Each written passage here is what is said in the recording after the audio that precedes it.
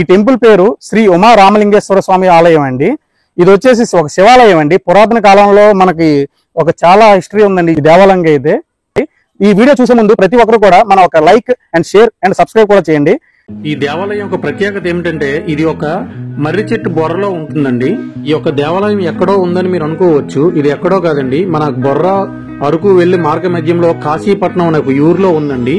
మీరు కనుక ఈ దేవాలయం వెళ్లాలనుకుంటే వైజాగ్ నుంచి 66 కిలోమీటర్లు, ఎస్కోటర్ నుంచి 13 కిలోమీటర్లు, విజయనగరం నుంచి 37 కిలోమీటర్లు, అరకు నుంచి 50 కిలోమీటర్లు, బొర్రా నుంచి 25 కిలోమీటర్ల దూరం మాత్రమే ఉంటుందండి.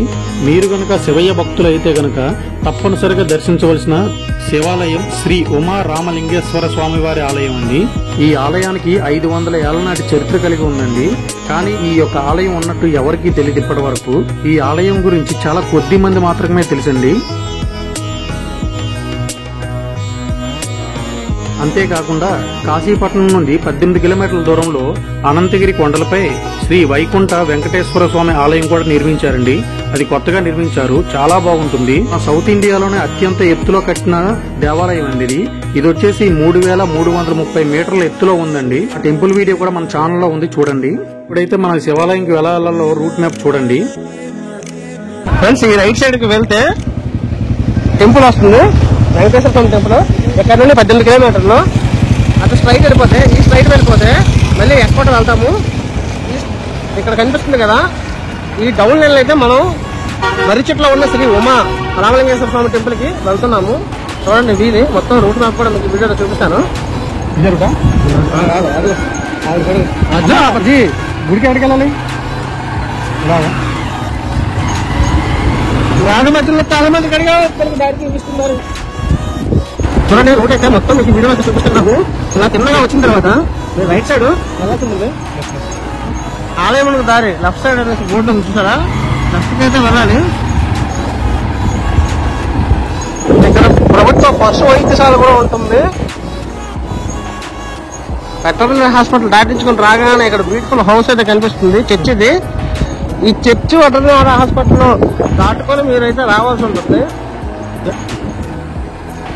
ఫైనల్ గా టెంపుల్ కి అయితే వచ్చేసాం.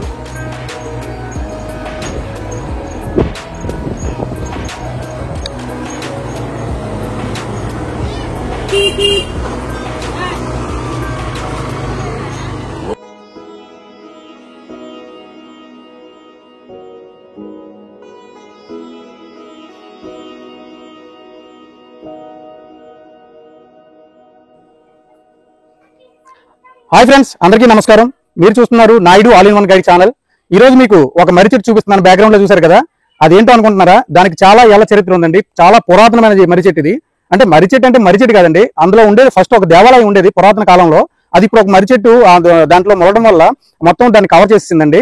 ఇప్పుడు దానికైతే చాలా చరిత్ర ఉందండి. దాని గురించి ఇప్పుడు మనం ఈ వీడియోలో పూర్తిగా తెలుసుకుందాం.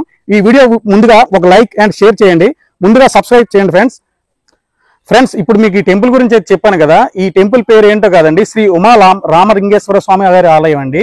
ఈ టెంపుల్ వచ్చేసి కాశీపట్నంలో ఉందండి. ఈ ఆలయంలో మనకి చాలా పురాతనమైన ఒక శివలింగం అయితే ఉంటుందండి. దాని గురించి మనం పూర్తిగా ఈ వీడియోలో తెలుసుకుందామండి.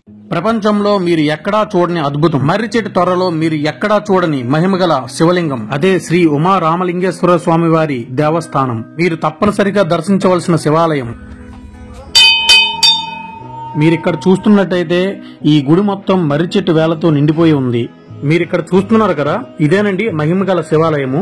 ఇక్కడ ఈ శివలింగాన్ని దర్శించిన వారికి కోరిన కోరికలు తీరుతాయని ఇక్కడున్న భక్తులు చెప్తున్నారండి. ఈ ఆలయానికి 4 వైపులా 4 గుడ్లు కట్టారండి. మీరు చూస్తున్నట్టయితే ఒకటి ఆంజనేయ స్వామి విగ్రహం, రెండోది కుమారస్వామి విగ్రహం, 3 వినాయక స్వామి విగ్రహం, 4 అమ్మవారి విగ్రహం ఒకటి ఉందండి. ఈ శివాలయం దర్శనంకి వచ్చిన భక్తులు ఈ చుట్టూ ప్రదర్శనలు చేస్తే వారు కోరిన కోరికలు తీరుతాయని ఇక్కడ భక్తులు చెప్తున్నారు. ఈ ఉమా రామలింగేశ్వర స్వామివారి దేవాలయాన్ని విజయనగరం రాజులు 500 సంవత్సరాల క్రితం నిర్మించినట్టు ఇక్కడ పురాణాల్లో ఉంది అని ఇక్కడ భక్తులు చెప్తున్నారు. అలా కాలం గడుస్తున్న కొద్దీ ఈ శివాలయానికి ఎటువంటి పూజలు అందకపోవడం వలన ఈ శివాలయం చుట్టూ మర్రి రావి చెట్లు వ్యాపించి వేలుతో ఇలా మొత్తం గుడి చుట్టూ వ్యాపించాయి. అలా కాలం గడుస్తున్న కొద్దీ ఇక్కడ ఆలయం ఉన్న విషయాన్ని చాలా మంది మర్చిపోయారు. అలా కొన్నాళ్లకు 1930 సంవత్సరంలో రాములమ్మ అనే ఒక మహిళ ఈ దేవాలయాన్ని చూసి మళ్ళీ ఈ దేవాలయానికి పూజలు ప్రారంభించింది. అలా అప్పటి నుండి ఈ దేవాలయాన్ని బాగోగులన్నీ కూడా ఈ రాములమ్మ యొక్క కుటుంబ సభ్యులే చూసుకుంటున్నారు. నేనైతే ఈ శివలింగం దగ్గరికి వచ్చిన తర్వాత నా మనసు చాలా ప్రశాంతంగా అయిపోయిందండి. మీరు కనుక శివయ్య భక్తులు అయినట్టయితే తప్పనిసరిగా ఈ దర్శనం చేసుకోండి. ఇప్పటికీ ఆశ్చర్యకరమైన విషయం ఏంటంటే ఈ దేవాలయాన్ని గవర్నమెంట్ గాని మన హిందూ దేవాదాయ శాఖ గాని పట్టించుకోకపోవడం అండి.